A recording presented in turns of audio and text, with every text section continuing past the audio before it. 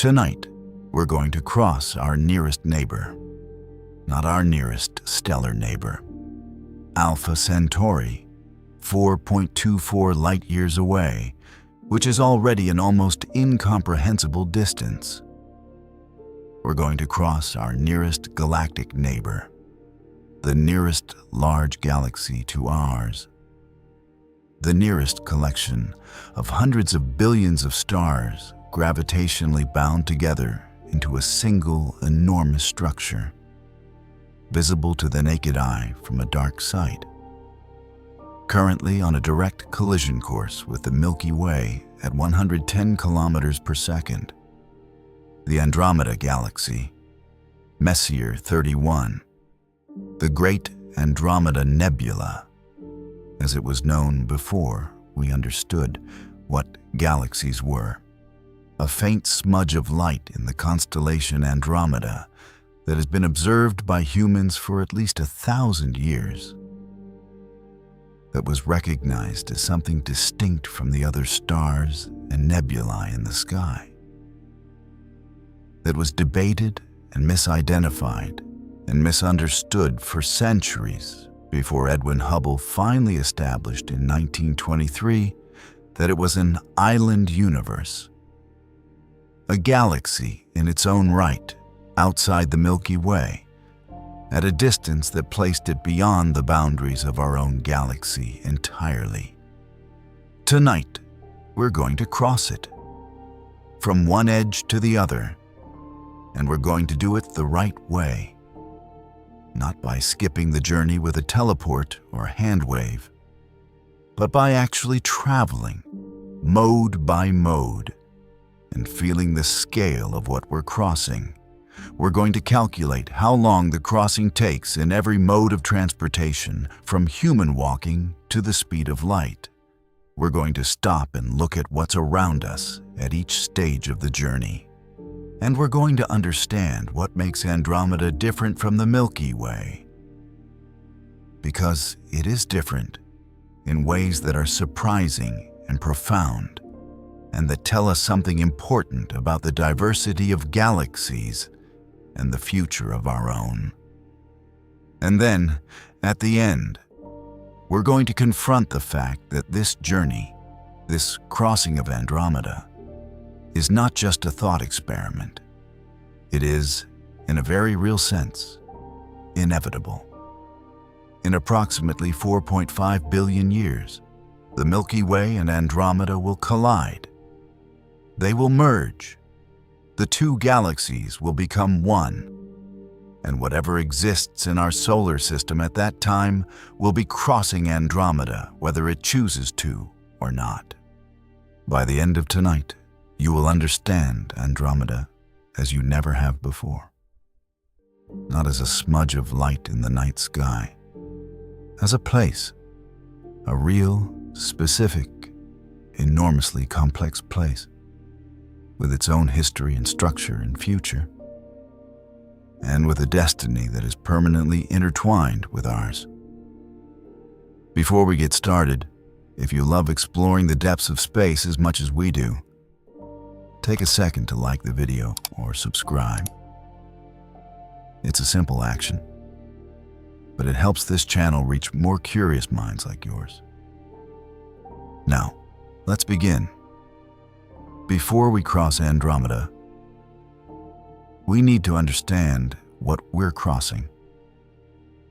And the first thing to understand is the scale. Andromeda is approximately 220,000 light-years in diameter. That is the number we're going to be working with tonight. 220,000 light-years from one edge to the other. More than twice the diameter of the Milky Way, which spans approximately 100,000 light-years. Let's establish what 220,000 light-years means in human terms before we do anything else. 1 light-year is the distance light travels in 1 year, approximately 9.46 trillion kilometers. 220,000 light-years is therefore approximately 2.08 quintillion kilometers. That's a 2 followed by 18 zeros, measured in kilometers. If you took all the roads on Earth, approximately 64 million kilometers of paved road, and laid them end to end, you'd have 64 million kilometers of road. To cover 2.08 quintillion kilometers, you'd need to lay that road end to end approximately 32.5 trillion times. The road from one edge of Andromeda to the other, laid with Earth's road network repeated 32.5 trillion times.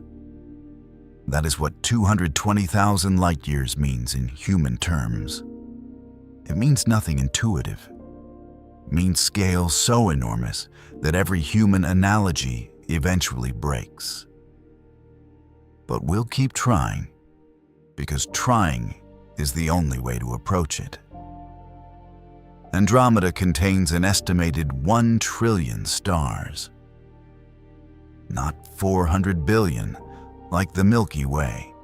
1 trillion, approximately 2.5 times as many stars as our own galaxy. Every one of those stars is a sun. Many of them have planetary systems. Some of those planetary systems, in the right conditions around the right kind of star, might harbor life. And there are 1 trillion of them, gravitationally bound together in a structure 220,000 light years across.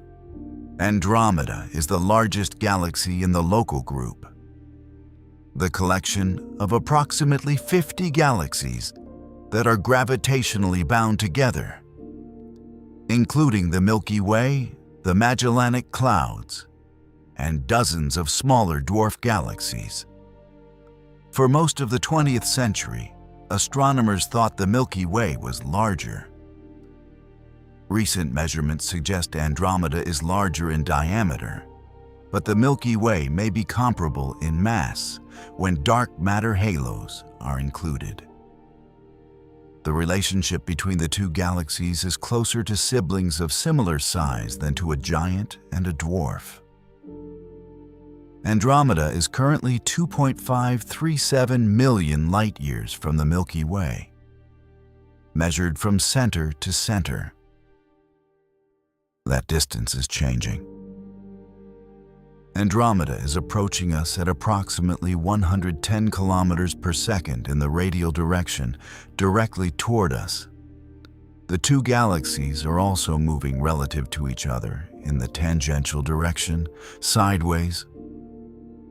But the radial component is what determines when they will collide. At 110 kilometers per second, Andromeda approaches us by about 3.46 billion kilometers per year. That sounds fast. But the current separation is 2.537 million light-years, approximately 23,980 trillion kilometers. At 3.46 billion kilometers per year, the collision is approximately 4.5 billion years away. Not soon, by human standards, but inevitable. From Earth, Andromeda is visible to the naked eye as a faint oval smudge of light in the constellation Andromeda, best seen on dark autumn nights in the northern hemisphere. It subtends an angular diameter of about 3 degrees, 6 times the apparent diameter of the full moon. But most of its light is concentrated toward the center, and the outer parts are too faint to see with the naked eye, so it appears smaller than it actually is.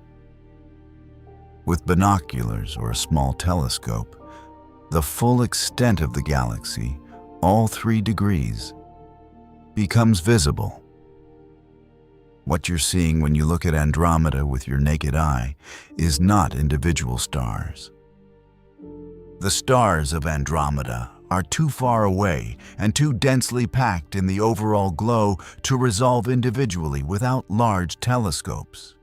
You're seeing the integrated light of 1 trillion stars combined into a glow that your eye perceives as a single, fuzzy object. The light that reaches your eye left Andromeda 2.537 million years ago, before our species existed, when our ancestors were Australopithecines roaming the African savanna. You are seeing the ancient past of the nearest large galaxy in the universe, and it is coming toward you at 110 kilometers per second. The Milky Way is a barred spiral galaxy. It has a central bar of stars from which spiral arms extend outward. Andromeda is also a spiral galaxy, but its structure is different in important ways that we'll explore throughout this journey. Andromeda is classified as a type SA, S-B spiral, an unbarred spiral, or at most very weakly barred, the evidence is debated, with moderately wound spiral arms. Compared to the Milky Way's strongly barred structure, Andromeda's center is more symmetrical and less dominated by an elongated bar. Its spiral arms are wound somewhat more tightly than the Milky Way's, and they show more evidence of disturbance and irregularity, signs of past interactions with its companion galaxies. Andromeda has two large companion galaxies that orbit it, M32 and M110, both visible as small elliptical galaxies near Andromeda in the sky. M32 is a compact elliptical galaxy, one of only a few known in the universe, orbiting Andromeda's disk. M11 is a larger elliptical galaxy orbiting further out. Both companions have gravitationally disturbed Andromeda's structure over billions of years of interaction.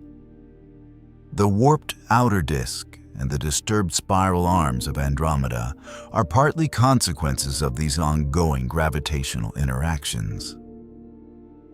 Andromeda also has a peculiar double nucleus.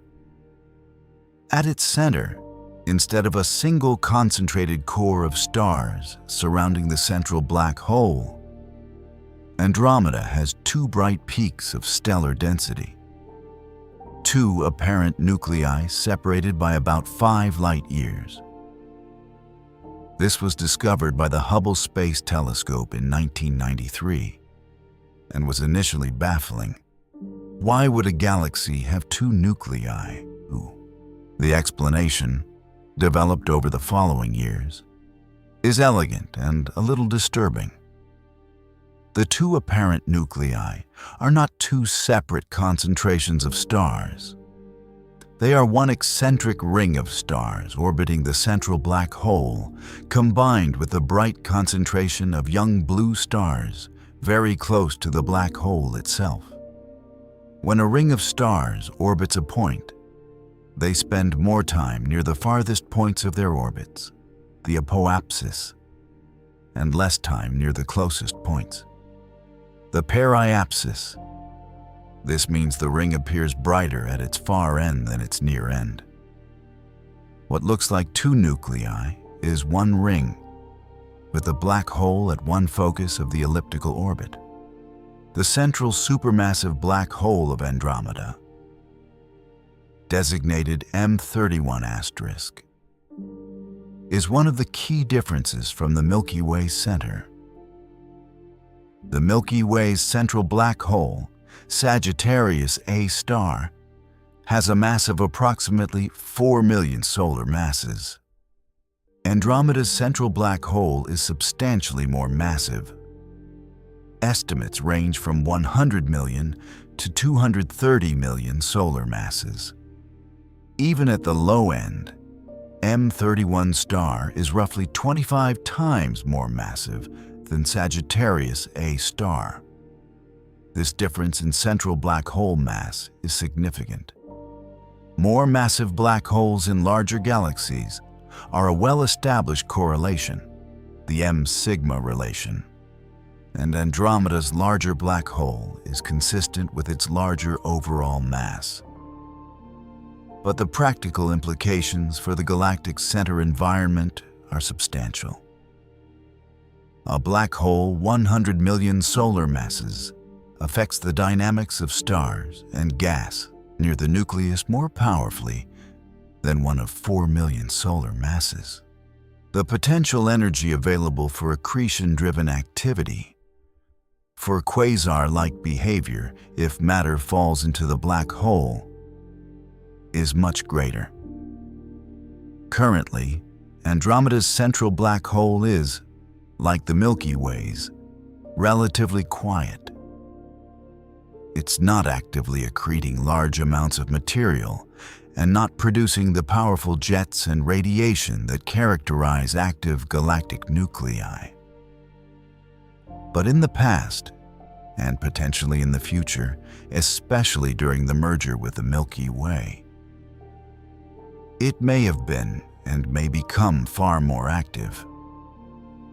We'll begin our crossing of Andromeda the same way we'd begin any journey, at the starting point, the edge of the galaxy, the outermost boundary where stellar density finally drops below any meaningful threshold, and the intergalactic void begins. Andromeda's edge is not a sharp line. Like all galaxies, it fades gradually, stellar density falling off as you move outward, with occasional outlying clusters and the sparse stellar halo extending far beyond the main disk. But there is a conventional boundary, the edge of the optical disk, where the galaxy becomes too dim to trace in ordinary imaging. And that boundary is at approximately 110,000 light-years from the center. Our crossing will take us from one side to the other. 220,000 light-years total. From the edge of Andromeda, the galaxy presents a different view than from outside. The Milky Way, visible from Earth, appears as a band across the sky because we're inside it, looking along the plane of the disk. From the edge of Andromeda, slightly above the plane looking in, Andromeda would appear differently depending on angle. If you approached Andromeda from the direction that Earth observers see it, roughly face on, you would see the galaxy spread across the sky as an enormous oval structure. Not the faint smudge visible from Earth, but the full blazing reality of 1 trillion stars arranged in a flattened disk with a brilliant central core. The spiral arms would be visible as regions of concentrated young stars and glowing nebulae wound around the central brightness. At the scale of the full galaxy, individual stars are not distinguishable to the naked eye. The arms appear as luminous structures of integrated starlight. The dust lanes, dark regions where interstellar dust absorbs the light of background stars, appear as dark ribbons threading through the arms. The central bulge shines with a warm yellow-orange glow of millions of ancient stars packed into a small volume. The view from the edge of Andromeda looking in would be, by any measure, one of the most spectacular sights in the universe. A face-on spiral galaxy from close range, filling much of the visible sky, the full majesty of 1 trillion star system made visible at once. Now we have to cross it. The walking calculation establishes the baseline that makes all the other numbers meaningful. A human being walking at 5 kilometers per hour, 8 hours per day, every day without stopping, covers approximately 14,600 kilometers per year. To cross 220,000 light years, 2.08 quintillion kilometers, at that pace would require approximately 142 billion years. 142 billion years. The universe is currently 13.8 billion years old. To walk across Andromeda would take approximately 10.3 times the current age of the universe. If you had started walking at the moment of the Big Bang and were still walking today, you would have covered only about 9.7% of the distance across Andromeda. Put differently, the universe would have to age to more than 10 times its current age before you'd complete the walk. This number is so large that it renders any intuitive sense of distance completely inoperative. There is no human frame of reference that makes 142 billion years meaningful. But that's the point. The scale of Andromeda, like the scale of any galaxy, is simply beyond the range of human intuition. The walk calculation doesn't tell us something comprehensible. It tells us something true that is incomprehensible. Andromeda is not a place you cross by walking. It is not a place you cross by any means that human civilization has currently achieved. It is a structure so vast that the fastest thing in the universe, light, takes 220,000 years to cross it. And it is our nearest large galactic neighbor. Let's move through the calculation quickly and get to the interesting parts. By commercial airplane at 900 kilometers per hour, 24 hours a day, the crossing takes approximately 264 million years. When we last shared this slice of time with the dinosaurs, the Cretaceous period was ending. 264 million years ago, the Permian-Triassic extinction had just occurred. The Great Dying that killed 96% of marine species. Flying across Andromeda takes longer than the time since life came close to being completely extinguished on Earth. By space probe at Voyager, one speed of 17 kilometers per second, the crossing takes approximately 3.88 billion years. When 3.88 billion years passed on Earth, we went from the first primitive cells to the first multicellular organisms. The entire sweep of the Proterozoic eon. At 1% of the speed of light, 3,000 kilometers per second, far beyond any current technology, 22 million years. Roughly the time since the ancestors of modern elephants diverged from their relatives.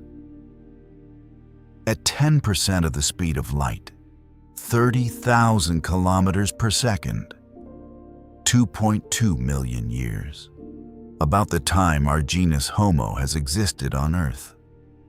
At 50% of the speed of light, 440,000 years. Approximately the time since the first anatomically modern Homo sapiens were appearing in Africa. At 90% of the speed of light, approximately 102,000 years external time.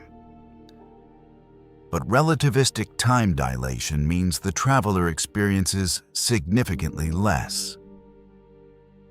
At gamma, approximately 2.3. The subjective travel time is approximately 44,000 years. At 99% of the speed of light, 222,222 years external. But gamma is approximately 7. So subjective time is approximately 32,000 years. At 99.9% of the speed of light, 220,220 years external. Gamma approximately equals 22. Subjective time, approximately 10,000 years. At 99.99% of the speed of light, gamma approximately equals 70. External time still approximately 220,000 years. Subjective time, approximately 3,150 years. At 99.9999% of the speed of light. Gamma, approximately 707.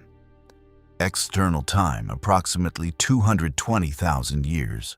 Subjective time, approximately 311 years. At 99.999999% of the speed of light. Gamma is approximately 7,071. External time, approximately 220,000 years. Subjective time, approximately 31 years. The closer you get to the speed of light, the more dramatic the time dilation, and the shorter the subjective experience of the crossing. In principle, you could cross Andromeda in a subjective lifetime, aging perhaps 50 to 100 years on board, while 220,000 years pass for the universe around you. You would arrive at the far edge of Andromeda 220,000 years in the future from Earth's perspective, having personally aged only a few decades. And at exactly the speed of light, which is impossible for anything with mass, but which photons achieve. The crossing takes zero subjective time. A photon experiences no duration. It is emitted and absorbed instantaneously from its own perspective, regardless of the physical distance it crosses. Light crosses Andromeda in 220,000 years from external perspectives, but in no time at all from the photon's perspective. Entering Andromeda from the edge, the first environment you encounter is the outer disk, the sparsely populated outskirts of the galaxy, far from the intense activity of the central regions. The outer disk of Andromeda has several characteristics that distinguish it from the equivalent region of the Milky Way. First, it's warped. Andromeda's disk is not flat. Its outer regions are bent, twisted out of the plane of the inner disk, in a way that is particularly pronounced in the north compared to the south.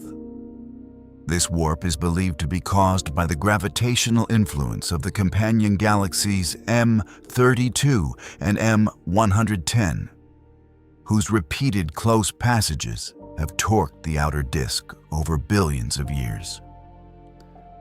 The Milky Way's disk is also slightly warped, but less dramatically so. Second, the outer disk of Andromeda shows evidence of multiple ring-like structures. There are two well-documented ring structures in Andromeda's disk, one at a radius of about 30,000 light-years from the center, and another at about 60,000 light-years. These rings are regions of enhanced star formation, concentrations of young blue stars, and their associated nebulae arranged in roughly circular patterns around the galaxy center. They're not perfect rings. They're more like broken arcs, disturbed by gravitational asymmetries. But the general pattern is clear enough to have been recognized in telescopic images. The origin of these rings is a matter of ongoing research. One compelling hypothesis is that they were produced by the head-on passage of M32, one of Andromeda's companion galaxies, through Andromeda's disk sometime in the past billion years. When a smaller galaxy punches through the disk of a larger one, it sends a ripple outward through the disk, like a stone dropped in a pond. The ripple compresses gas as it propagates, triggering star formation along the wavefront. The result is a ring of young stars that expands outward over time. If this hypothesis is correct, Andromeda experienced a dramatic collision, a companion galaxy punching through its disk. relatively recently in galactic terms. The evidence of that collision is still visible in the ring structures we observe today. This is one of the ways Andromeda differs from the Milky Way. It has a more evidently disturbed recent history. The Milky Way shows some signs of past interactions. The warped outer disk, streams of stars from tidally disrupted dwarf galaxies. But Andromeda's disturbances are more prominent and more recent-looking.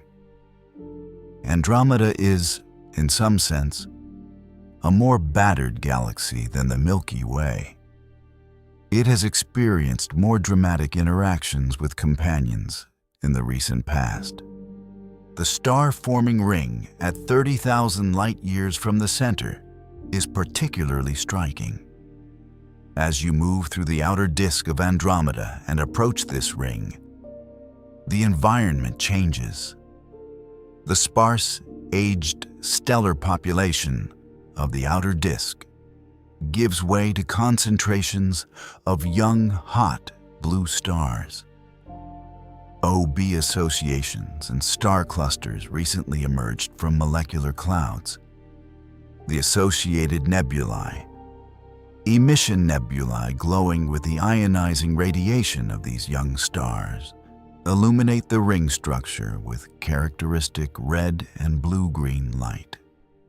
From inside the ring, passing through it on the way toward the center, the ring appears not as a circle, but as a concentration of bright young stars surrounding you on one side. You've entered from outside, you're crossing through the ring, and the rest of the galaxy lies ahead. As you move through Andromeda's outer regions, you encounter one of its most distinctive features: the stellar streams. Stellar streams are rivers of stars, stretched out into long, thin arcs by tidal forces as smaller galaxies are disrupted during close encounters with larger ones. As a dwarf galaxy falls toward and around a larger galaxy, gravitational tidal forces pull stars out of the dwarf galaxy and disperse them into long streams that trace the orbit of the original object. These streams persist for billions of years, fading slowly as their stars spread out along the orbit. Andromeda has an extraordinarily rich system of stellar streams, far more prominent and more numerous than those detected in the Milky Way's halo. The most spectacular is the giant stellar stream, also called the Andromeda Stream, or the Great Southern Stream. A vast arc of stars extending from the inner regions of Andromeda's halo outward to distances of 100,000 light-years or more from the galaxy center. It's one of the largest coherent structures in any galaxy's halo.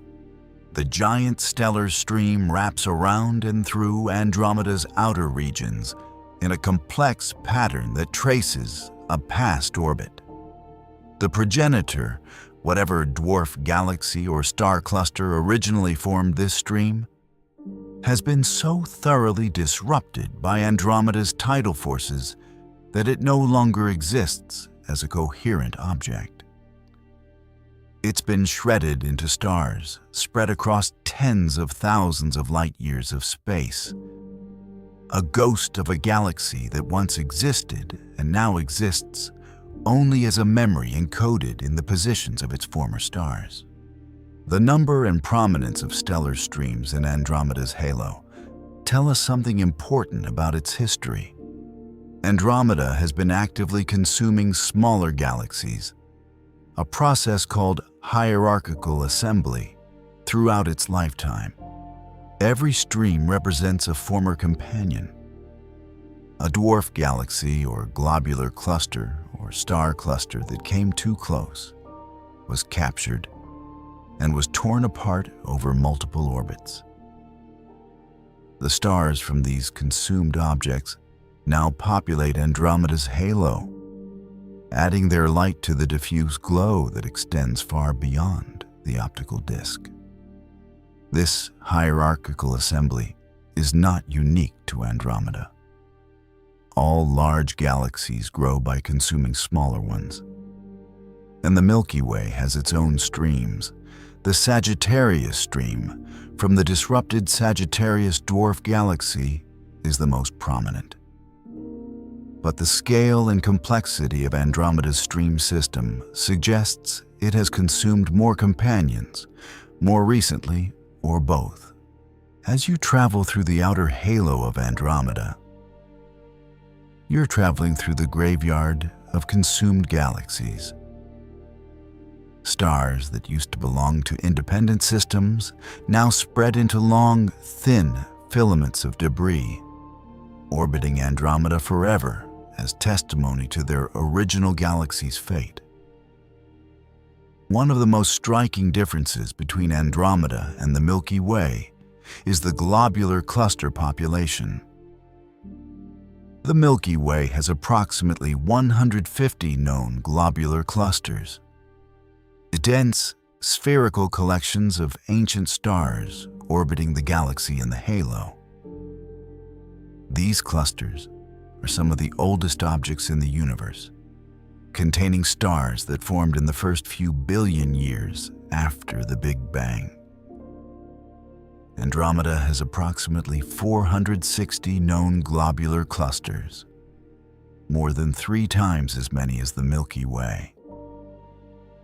And they're not just more numerous, they're different in character. Andromeda's globular cluster system contains a population of luminous, massive clusters that have no counterpart in the Milky Way. These extended clusters, or cluster complexes, are more spread out than typical globular clusters, and some are remarkably luminous. A few of Andromeda's globular clusters are among the most massive known in the local group. The most massive globular cluster in Andromeda, known as Myal 2 or G1, is an extraordinary object. With a luminosity of approximately 1.7 million solar luminosities and a mass of perhaps 10 million solar masses, it's several times more massive than Omega Centauri, the Milky Way's most massive globular cluster. G1's properties, including evidence of a central mass concentration, have led some astronomers to suggest it may be the stripped core of a dwarf galaxy, rather than a true globular cluster that formed as a compact cluster from the start. If so, it's the remains of another consumed companion, similar to what Omega Centauri may be in the Milky Way. As you travel through Andromeda's halo on your crossing, you pass by dozens of these globular clusters. From nearby, within a light year or two of a typical cluster, they would be extraordinary sights. Dense spheres of tens of thousands to millions of stars, packed into a volume only 100 to 200 light years across. In the densest central regions of a rich globular cluster, the average distance between neighboring stars might be only a few light months, rather than the few light years typical of the solar neighborhood. The night sky from a planet inside a globular cluster would be blazing with thousands of naked-eye stars. A sky that never fully darkens. No confirmed planet has been found inside a globular cluster, but the extreme density of stars in their cores creates environments where planetary systems might be disrupted by passing stars over the billions of years of the cluster's existence. The outer regions of globular clusters, where stars are more widely spaced, might be more hospitable to stable planetary systems. And some of those planets, orbiting ancient stars 10 to 13 billion years old, might have had much longer to develop complex life than any planet around a younger star. Moving inward from the halo and outer disk, we reach the first of Andromeda's distinctive ring structures. The outer star-forming ring, at approximately 60,000 light-years from the center. This ring is most clearly visible in infrared images of Andromeda, where the warm dust heated by young stars glows prominently. In visible light, it appears as a concentration of blue-white stellar associations and red nebulae, the classic signature of recent star formation. It's not a continuous ring. It has gaps and irregularities, broken into arcs by the gravitational perturbations of Andromeda's uneven mass distribution. But the overall circular pattern is clear. From inside the ring, you're surrounded by the products of recent star formation. OB associations, loose groups of the most massive and most luminous stars, dot the ring. These stars, of spectral type O and B, are intensely hot and blue, burning through their hydrogen fuel at rates that give them lifetimes of only a few million years. They're geologically recent in this galaxy. They've lived only a tiny fraction of Andromeda's 10 billion year history, but they're the brightest stars in the galaxy, and they dominate the visual appearance of the ring. The molecular clouds from which these stars formed are still present in some regions, dense, cold clouds of gas and dust in the process of collapsing into new stars right now. New stellar nurseries forming new stars while the galaxy is crossed. The starlight from the recently born massive stars is ionizing the surrounding gas, creating emission nebulae that glow in characteristic colors: red from hydrogen, blue-green from oxygen, illuminating the star-forming regions from within. This environment is messier and more dynamic than the equivalent outer regions of the Milky Way's disk. Andromeda's disk, disturbed by the past interaction with M32, shows more concentrated star-forming rings rather than the continuous spiral arm star formation of the Milky Way. The star formation is not smoothly distributed along arms. It's concentrated in these ring-like structures, creating a pattern of star formation that reflects Andromeda's unique history.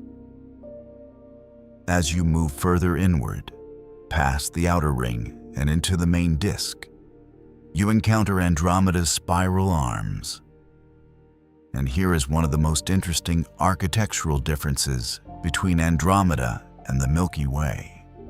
The Milky Way has a clear, if somewhat irregular, spiral arm structure.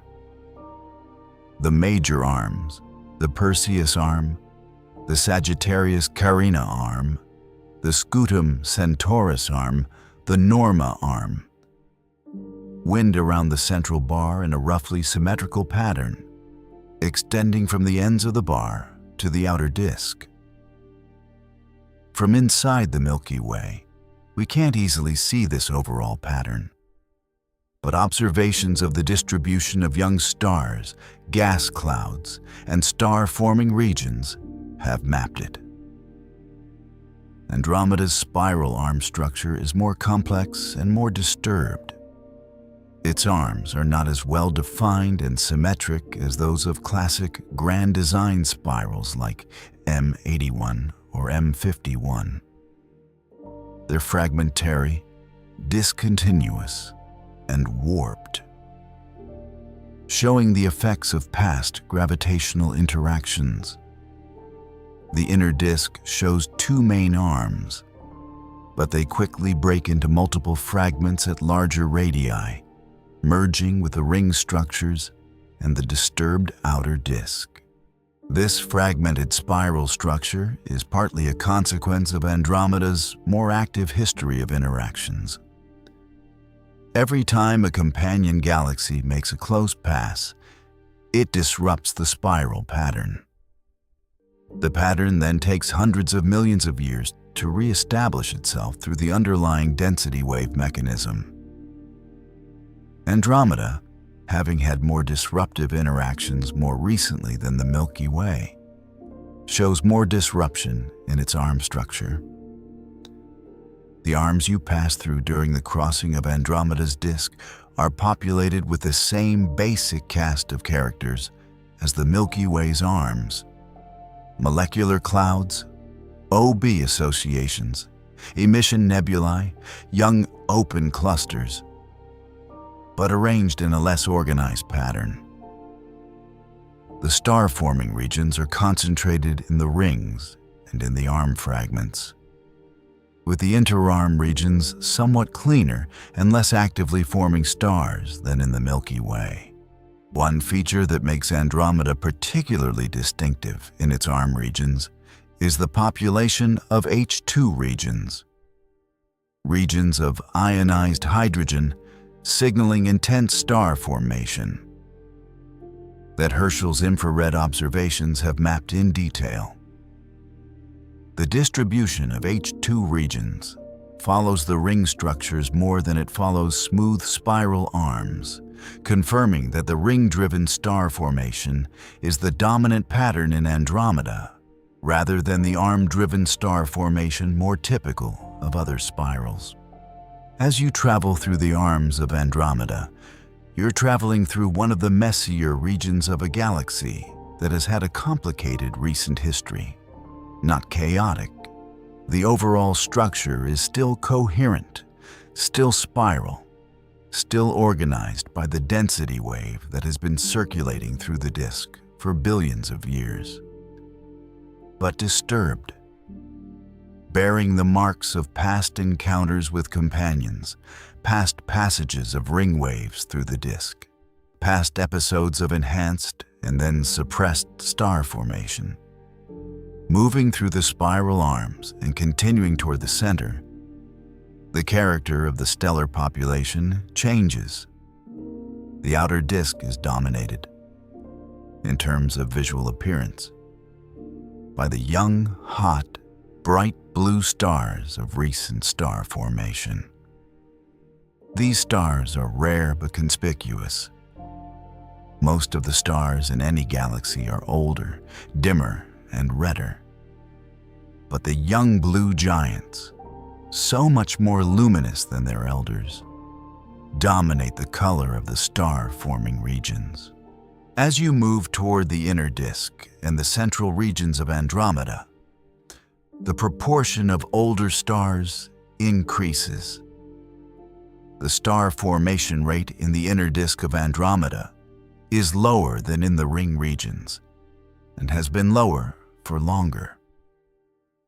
The stellar population is therefore older, dominated by redder, cooler, more evolved stars. This gradient, from active star formation in the outer ring to more quiescent conditions in the inner disk, is more pronounced in Andromeda than in the Milky Way. The Milky Way has ongoing star formation distributed throughout its disk, including in the inner regions.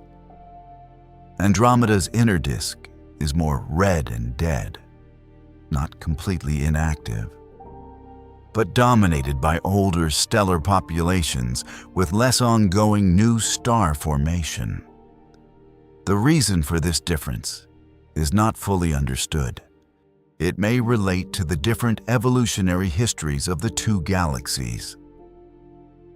The interactions Andromeda has had with M32 may have stripped gas from the inner disk, or heated it to temperatures where it can't cool and collapse into stars. It may relate to differences in the feeding of the central black hole.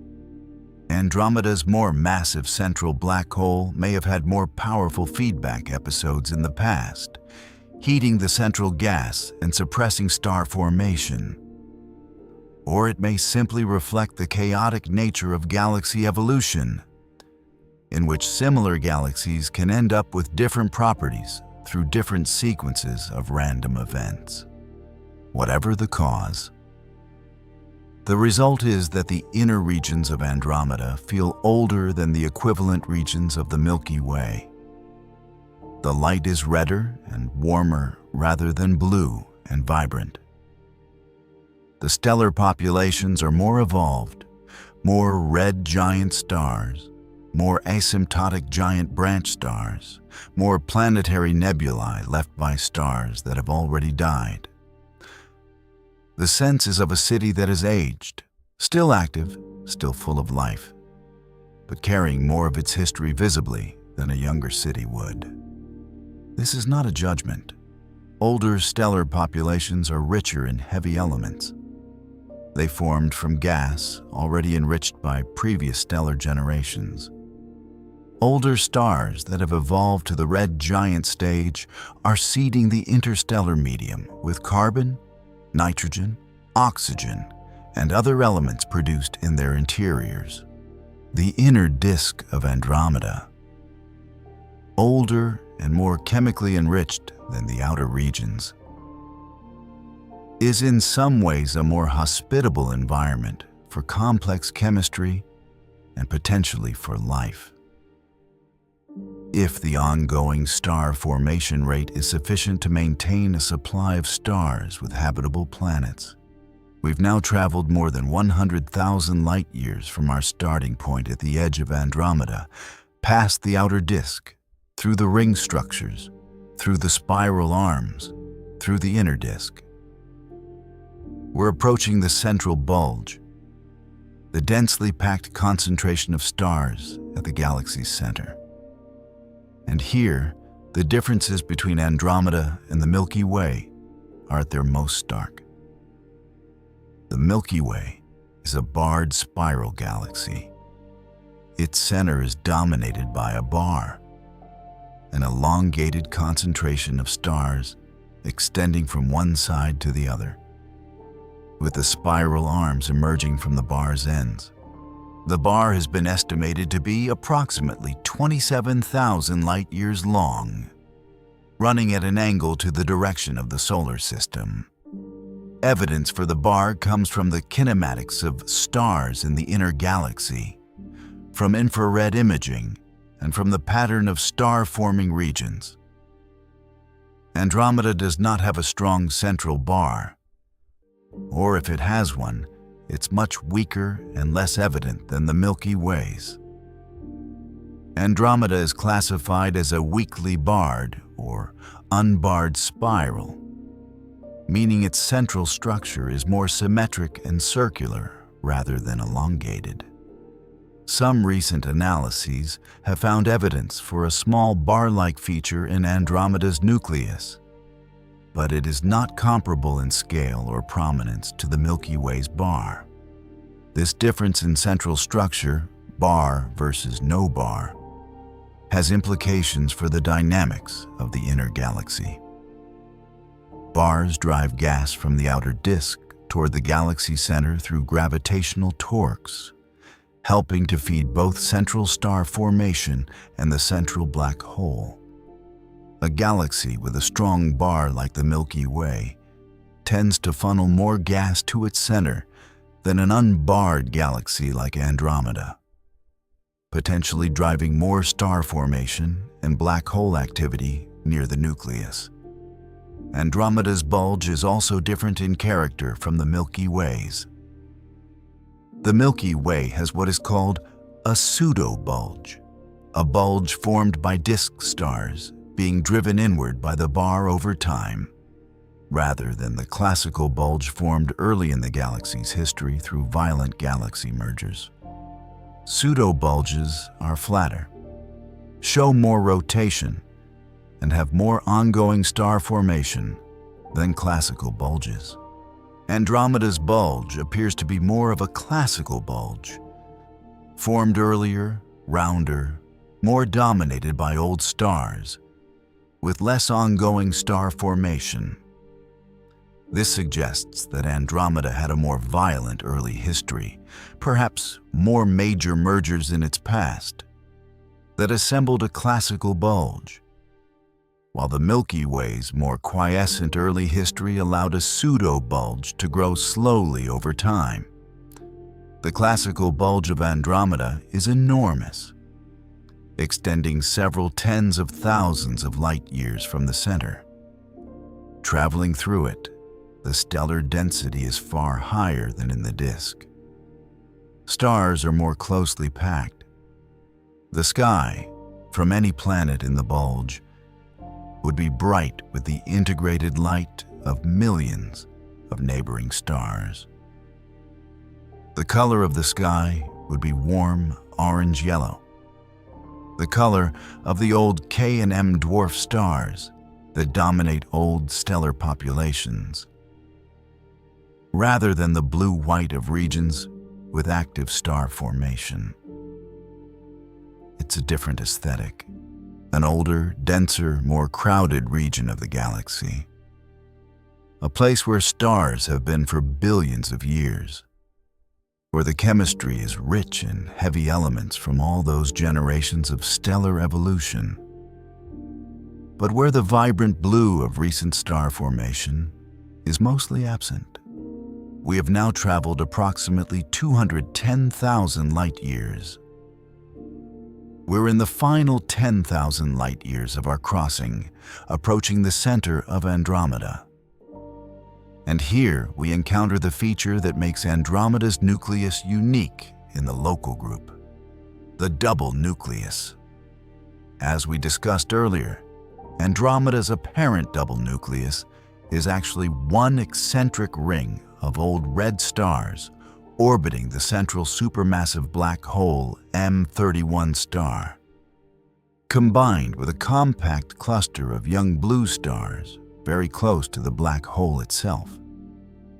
The two apparent brightness peaks, what Hubble first imaged in 1993, are the apoapsis of the old star ring, appearing bright because stars spend more time near the far point of their orbits, and the central cluster of young blue stars. The young blue stars near the center of Andromeda are puzzling. They formed within a few light-years of a supermassive black hole, an environment where the tidal forces from the black hole should disrupt gas clouds before they can collapse into stars. Star formation this close to a massive black hole should be extremely difficult or impossible by conventional mechanisms. Yet there they are, young, blue, recently formed stars in a tight cluster around M31. The explanation, still not fully established, may involve very dense gas clouds that are massive enough to resist tidal disruption, or the formation of stars in the accretion disk around the black hole itself. Similar populations of young stars have been found near Sagittarius A star in the Milky Way, suggesting this is a phenomenon that occurs around massive black holes generally. Stars forming in environments where simple theory says they shouldn't be able to. The black hole itself, M31 star, is enormous, with a mass between 100 million and 230 million solar masses. It has an event horizon, Schwarzschild radius, of approximately 200 to 700 times the Earth-Sun distance. Its gravitational influence dominates the dynamics of stars within several light-years of the center. Stars orbited at speeds of thousands of kilometers per second. From the perspective of the crossing, passing near M31 star would mean passing through one of the most extreme gravitational environments in the local group.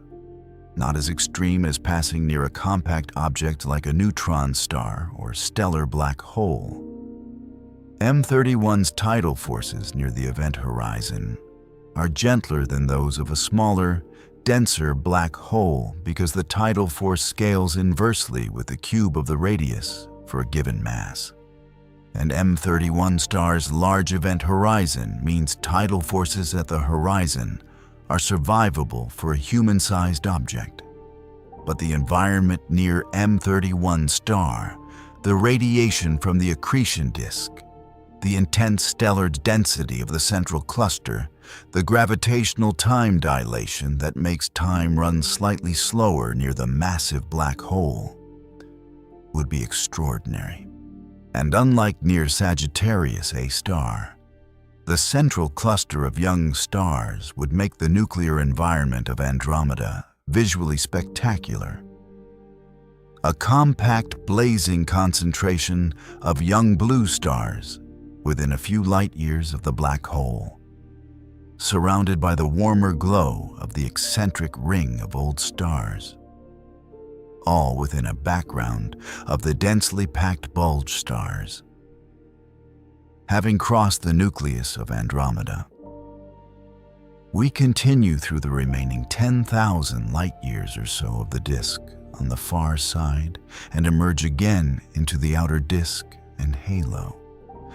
Looking back from the far edge of Andromeda, the view is the reverse of what we saw entering.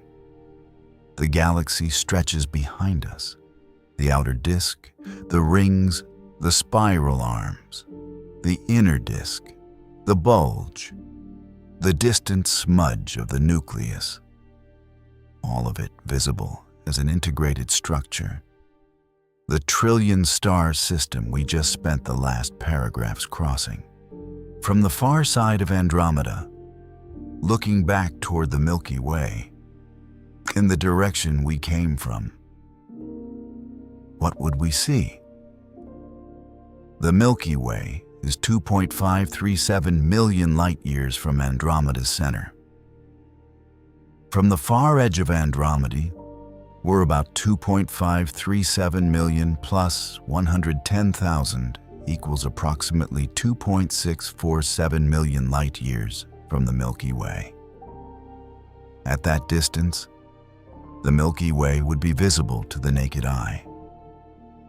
It would appear similar to how Andromeda appears from Earth, as a faint oval smudge of light in the sky.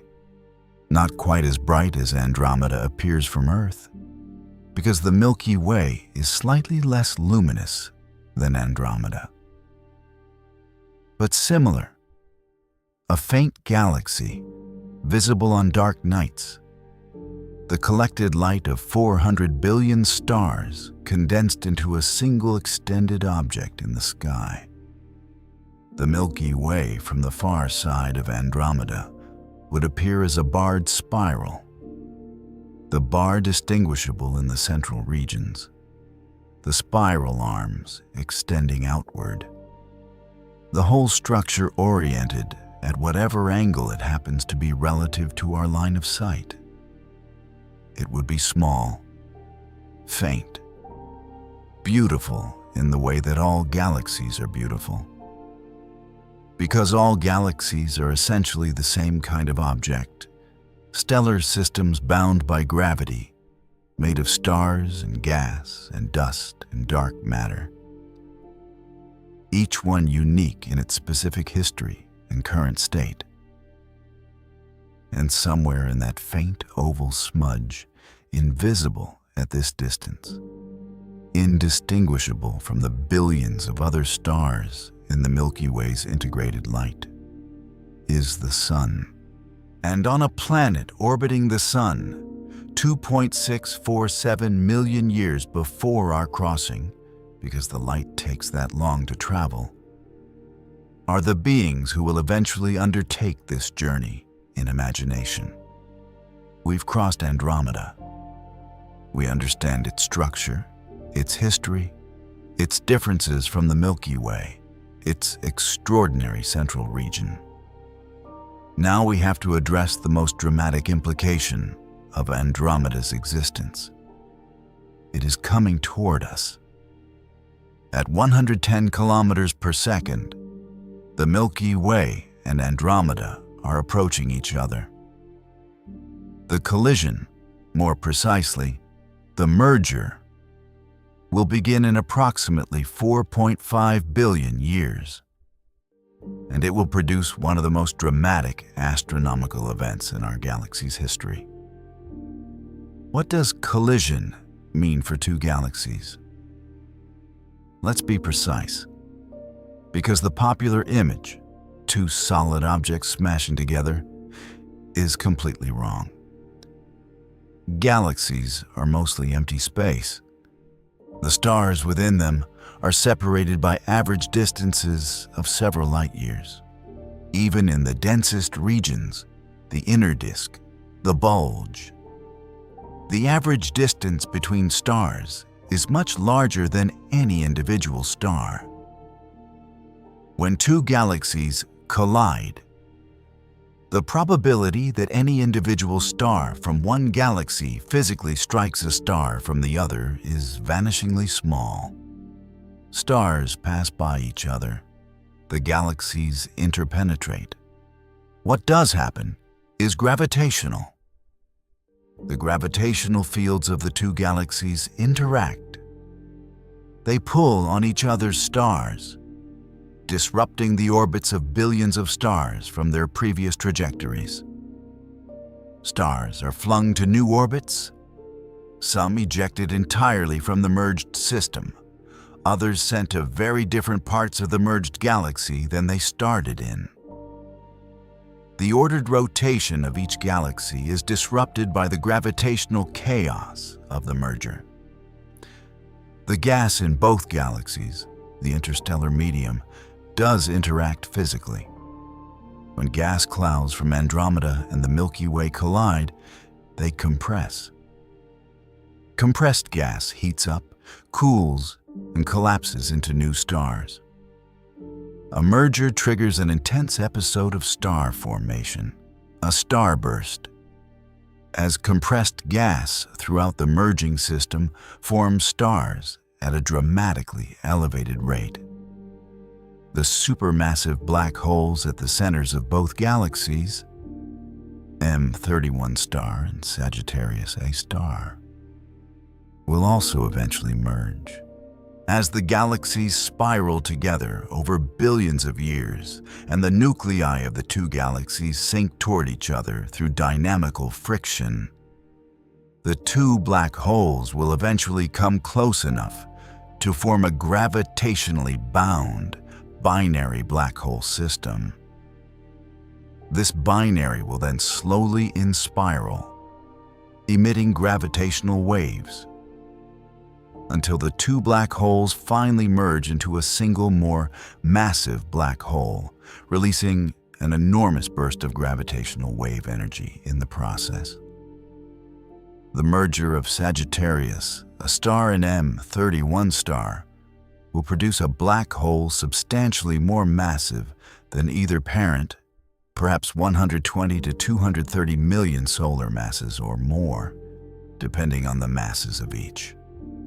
This merged black hole could become the nucleus of the merged galaxy, a giant elliptical galaxy that astronomers have nicknamed Milky, and might become temporarily active as an AGN, an active galactic nucleus, fed by the disrupted gas from both galaxies during the chaotic merger process. What does the merger look like from Earth? In the scenario that Earth still exists and still has inhabitants 4.5 billion years from now. In about 1 billion years, Andromeda will begin to appear visibly larger on the sky, not as a faint smudge, but as a clearly extended oval of light. Over the following billions of years, as it approaches, it will grow larger and brighter. By 3.75 billion years from now, it will fill a significant portion of the night sky. An enormous, glowing oval, far brighter than it appears today. By 3.85 billion years from now, the first close approach, when the centers of the two galaxies pass within a short distance of each other. the sky will be transformed. Andromeda will span tens of degrees. Tidal tails, streams of stars drawn out from both galaxies by the gravitational interaction, will arc across the sky. The burst of new star formation triggered by the collision will create new bright star-forming regions visible throughout the merged structure. The two galaxies will then separate slightly before falling back together for a second, closer encounter, then a third. Each passage will be more disruptive than the last. The ordered spiral structure of both galaxies will be progressively destroyed, replaced by the chaotic, asymmetric structure of a merging system. Eventually, in roughly 6 to 7 billion years, the merger will be substantially complete. The two nuclei will have merged. The stars from both galaxies will be distributed in a single, large, elliptical galaxy. The starburst activity will have died down. The remaining gas will have been consumed or expelled. What will the Sun be doing during all of this? By the time the merger begins, 4.5 billion years from now, the Sun will be near the end of its main sequence life, beginning to expand toward the red giant phase. Earth will be uninhabitable by then, its oceans long since evaporated by the brightening Sun. The solar system will participate in the merger, but the Sun, and whatever remains of the solar system, will be flung to a new location in the merged galaxy. The probability that the Sun would come close enough to another star to have its planetary system disrupted is very low. But the Sun's galactic address will change dramatically. In the merged Milky Galaxy, the Sun, if it still exists, will no longer be in the Orion arm of a spiral galaxy. It will be in some part of an elliptical galaxy, orbiting the merged center in a new trajectory determined by the chaotic dynamics of the merger. The night sky, from wherever the Sun ends up, will look completely different from today's sky. Not because the stars will have changed, but because their distribution relative to the Sun will have been scrambled by 4.5 billion years of galactic evolution and a catastrophic merger. Our crossing of Andromeda has not just been a journey through space, it's been a journey through time, through the evolutionary history of a galaxy that began as a collection of gas and dark matter 13 billion years ago and has become, through gravity and star formation and mergers and interactions, the trillion-star system we've just crossed. Every feature we encountered told a story. The stellar streams in the halo told the story of consumed companions, dwarf galaxies that fell into Andromeda's gravitational well and were torn apart over billions of years. Each stream is a fossil, preserving the orbit of a former independent galaxy now absorbed into Andromeda's stellar population. The ring structures in the disk told the story of violent recent interactions. The passage of M32 through Andromeda's disk, sending waves of compressed gas outward that triggered intense star formation in the rings. The rings are not permanent features. They will evolve and eventually dissipate. But right now, they record a specific event in Andromeda's recent past. The classical bulge told the story of an early, violent merger history. Major galaxy mergers in the first few billion years of Andromeda's existence that assembled a large, round, old stellar population at the center. This early violent assembly contrasts with the Milky Way's more quiescent bulge formation. The double nucleus told the story of an eccentric stellar ring around a massive black hole, a configuration maintained by the black hole's gravity for hundreds of millions of years, and now showing us the population of young stars that somehow formed in the most extreme gravitational environment in the local group. Every feature is a record. The galaxy preserves its history in its structure, just as the Earth preserves its history in its rocks. And reading that history tells us not just about Andromeda specifically, but about how galaxies in general form and evolve. About the processes of hierarchical assembly, of bar formation, of ring structure propagation, of bulge assembly, that operate in all large galaxies, including our own. Andromeda is simultaneously our nearest galactic neighbor and our nearest large-scale laboratory for studying galaxy evolution. Because it's so close, we can observe it in far more detail than any other large galaxy. We can resolve individual star clusters, individual H2 regions, individual stellar streams. We can map its stellar kinematics, its stellar populations, its chemical abundances, its dark matter distribution, its supermassive black hole mass.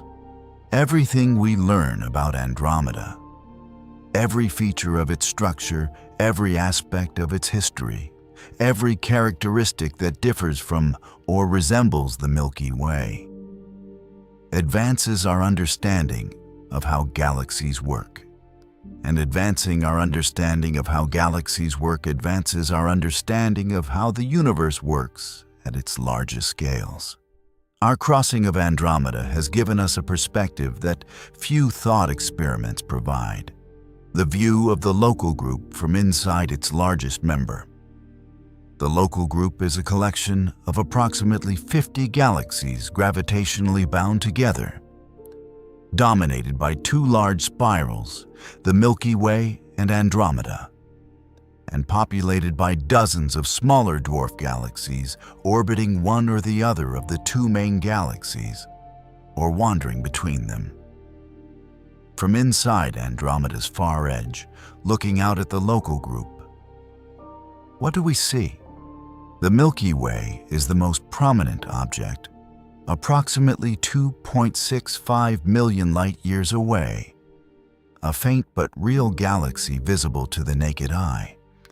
The Magellanic Clouds, the Milky Way's two largest satellite galaxies, would be visible nearby, their irregular forms distinct from the more organized oval of the main spiral.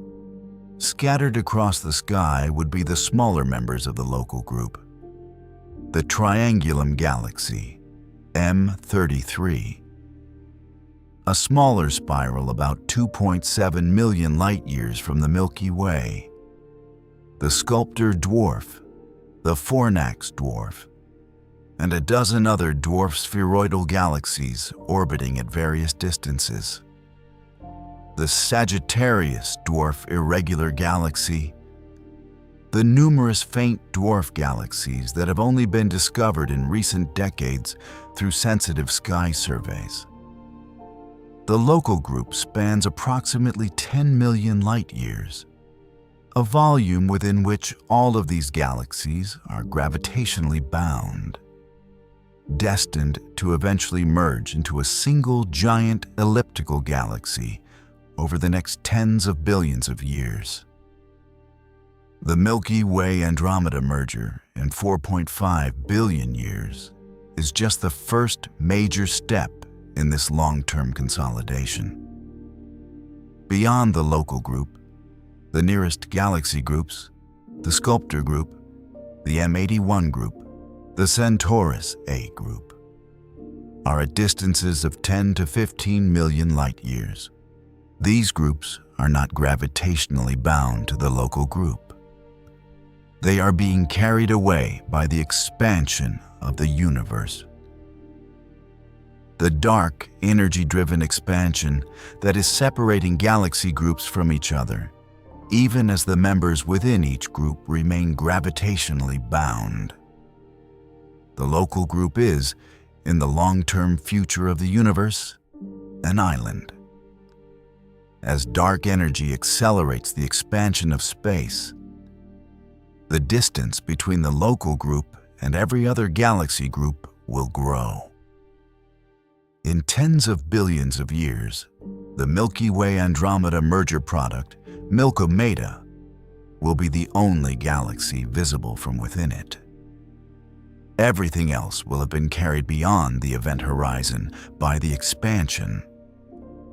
We live in a privileged cosmological time, a time when we can see 2 trillion galaxies and map the large-scale structure of the universe. Future inhabitants of Milkomeda, billions of years hence, will see only their own merged galaxy in the darkness of an expanding void. The story of how we came to understand Andromeda is as extraordinary as Andromeda itself. For centuries, Andromeda was just a smudge. Persian astronomer Abd al-Rahman al-Sufi described it in 964 CE as a small cloud in his Book of Fixed Stars, one of the earliest recorded observations of a galaxy.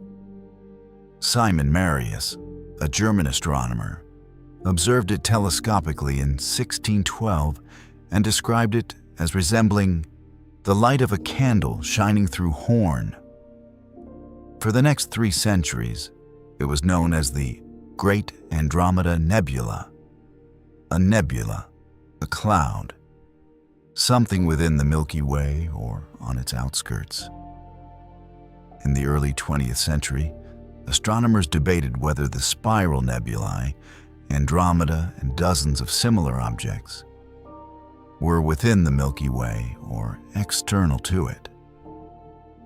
The great debate of 1920 between Harlow Shapley, who argued they were within the Milky Way, and Heber Curtis, who argued they were external island universes, was one of the defining moments of 20th century astronomy. The debate was resolved in 1923 by Edwin Hubble, using the 100-inch Hooker telescope at Mount Wilson Observatory, the largest telescope in the world at the time. Hubble photographed Andromeda over a series of nights and identified a Cepheid variable star, a type of pulsating star whose intrinsic luminosity is known. Within it, by comparing the Cepheids' apparent brightness with its known intrinsic brightness, Hubble calculated the distance, approximately 900,000 light-years, an underestimate due to calibration errors. The correct value is about 2.537 million light-years, corrected in the 1950s by Walter Baade. Andromeda was outside the Milky Way. The spiral nebulae were other galaxies. The universe was vastly larger than anyone had imagined. From that moment of recognition in 1923 to today, our understanding of Andromeda has been transformed by every generation of telescopes. The Hubble Space Telescope resolved individual stars throughout Andromeda's disk, mapped stellar populations across the galaxy, imaged the double nucleus. The Spitzer Space Telescope imaged the warm dust in the ring structures. The Herschel Space Observatory mapped the cold dust and molecular clouds. The Chandra X-ray Observatory detected X-ray sources, X-ray binaries, hot gas throughout the galaxy. Ground-based surveys have mapped stellar streams across the halo, identified hundreds of globular clusters, and traced the stellar kinematics across the galaxy. and the panchromatic Hubble Andromeda Treasury, the FAT survey, imaged 1/3 of Andromeda's disk in extraordinary detail, resolving over 100 million individual stars and building the most complete picture of a large galaxy's stellar population ever assembled. From that survey, we know the star formation history of Andromeda's disk. How many stars formed in each region over the past 14 billion years? In more detail than we know our own Milky Way's history, because we can see Andromeda from outside while we're trapped inside our own galaxy. Each advance in observational capability has revealed something new about Andromeda. Each new telescope has shown features, streams, rings, nuclear structures, invisible to previous instruments. And each discovery has added complexity to our picture of what galaxies are and how they evolve. We are not finished.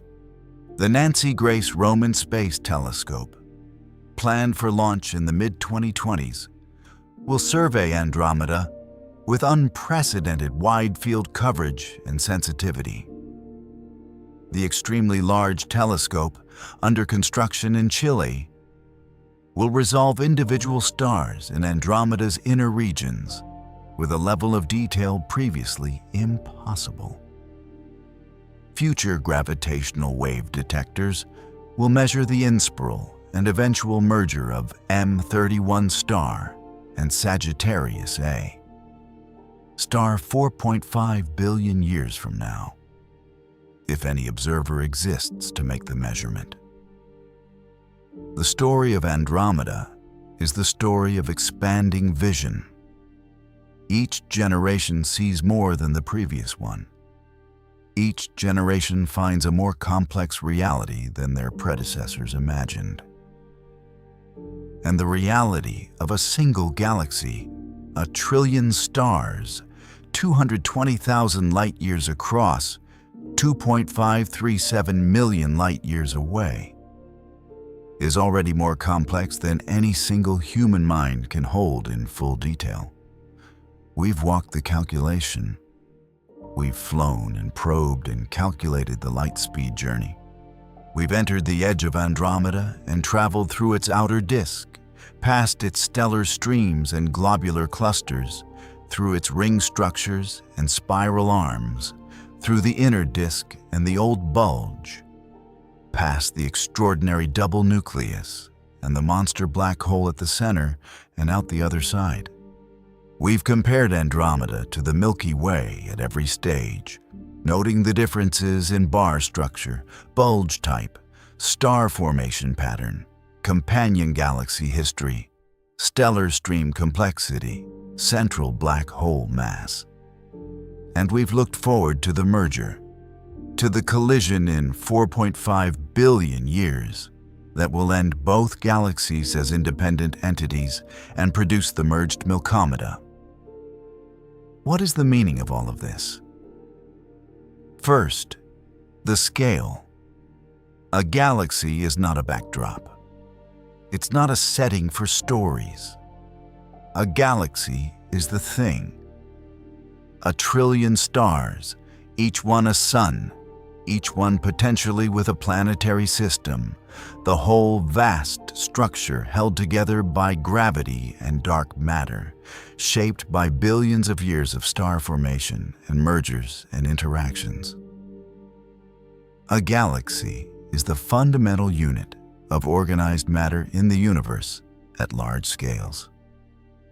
And Andromeda, our nearest large example, is 220,000 light-years across. Walking across it would take 142 billion years. Flying at commercial altitude would take 264 million years.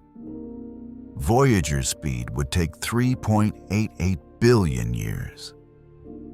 Even at 99.9999% of the speed of light, 220,000 years would pass for the universe during the crossing, though the traveler might age only a few centuries. These numbers don't just tell us Andromeda is big. They tell us something about the universe, about the scale at which it organizes matter, about the distances between the things it makes, about the time it takes for anything to traverse those distances. The universe is not human scale. It is not even approximately human scale. It is larger than human scale by factors that cannot be meaningfully visualized. Second, the collision. Andromeda is coming toward us. This is not a threat, not on any human time scale. 4.5 billion years is longer than the Earth has existed, but it means that our galaxy's future is intertwined with Andromeda's in a direct, physical, inevitable way. We will merge. The two galaxies that are today separate entities, separated by 2.537 million light-years of intergalactic void, will become one entity. The stars of Andromeda will share a galaxy with the stars of the Milky Way. Their histories will become one history. The collision is, in some sense, already happening. It began billions of years ago when Andromeda's gravity first began influencing the Milky Way at distances of millions of light-years. It will end billions of years from now when the merged Andromeda has settled into a stable configuration. We are, right now, in the early stages of a process that will transform both galaxies into something neither currently is. Third, the perspective. We live in the Milky Way. We've never seen it from outside. From the perspective that would show us its spiral arms, its bar, its ring structures, its streams. But by studying Andromeda, which we can see from outside, which we can map in detail, we gain perspective on what a galaxy is, on what our own galaxy probably looks like from outside, on the processes that shaped both. Andromeda is our mirror. When we study it, we're studying what we are.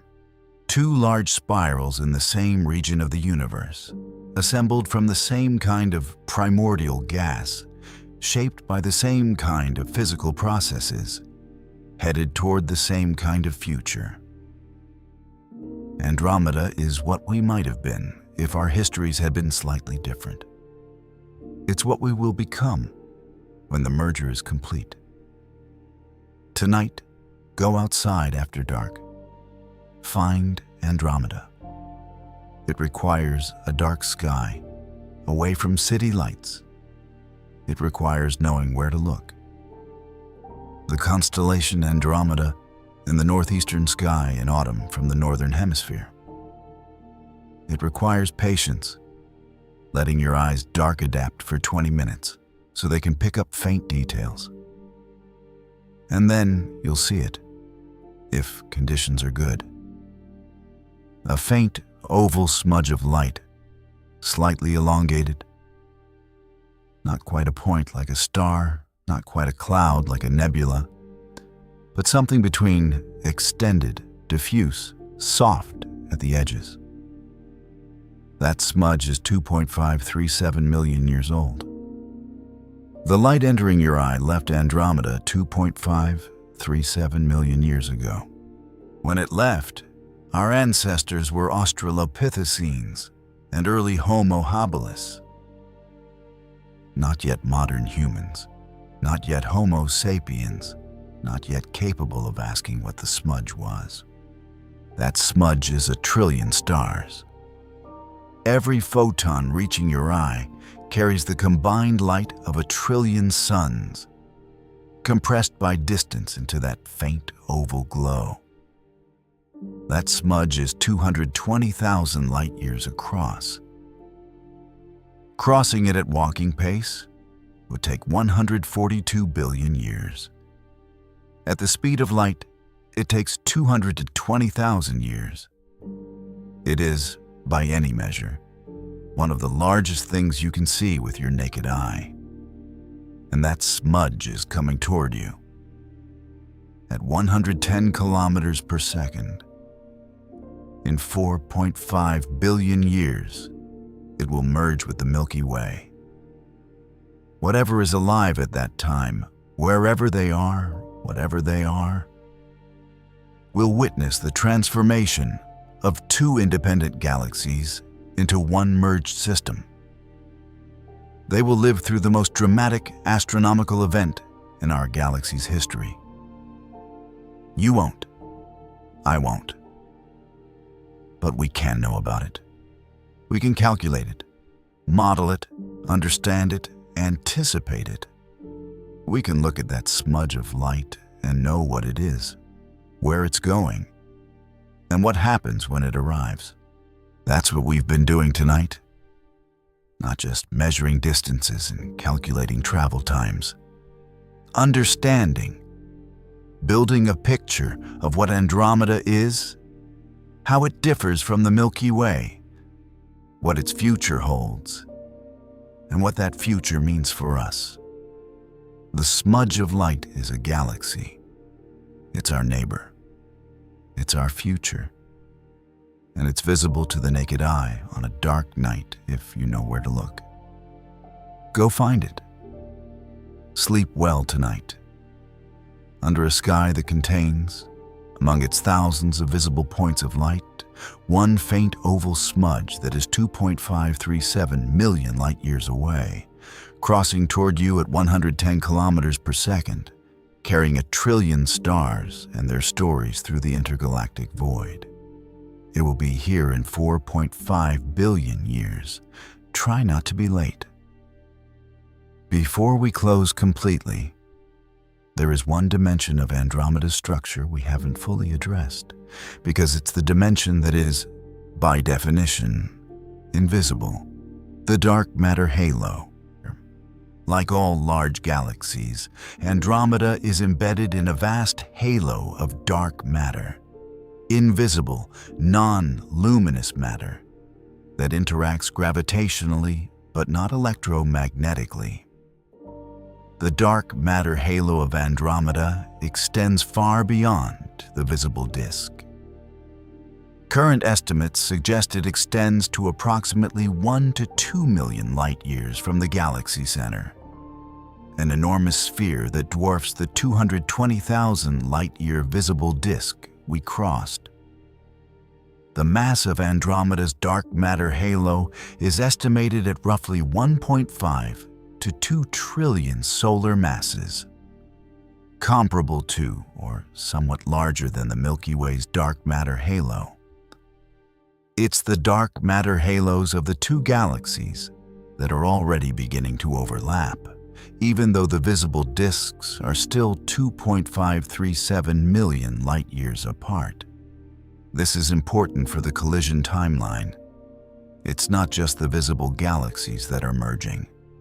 The dark matter halos began interacting long ago, as Andromeda approaches and the two halos interpenetrate. The dynamical friction between them, the gravitational drag that occurs as massive halos move through each other, is actually one of the mechanisms that will ultimately bring the two galaxies' centers together. Without dark matter halos, the merger timescale would be different. The crossing of Andromeda we've described tonight, the 220,000 light-year journey through the visible galaxy, is therefore only the visible part of the structure. The dark matter halo extends 9 or 10 times further in every direction.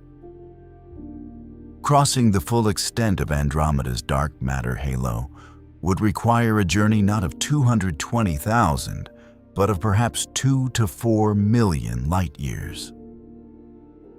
And that dark matter, that invisible, undetected, unexplained substance that makes up roughly 85% of the galaxy's mass, is what holds the whole structure together.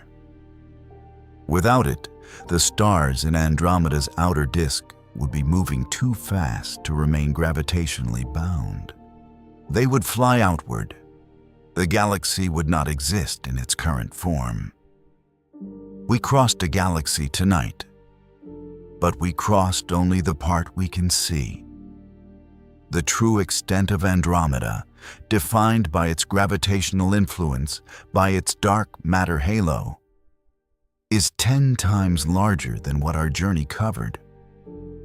The universe is always larger than it appears, always deeper than the light reveals. That's one more thing Andromeda teaches us. Just by existing,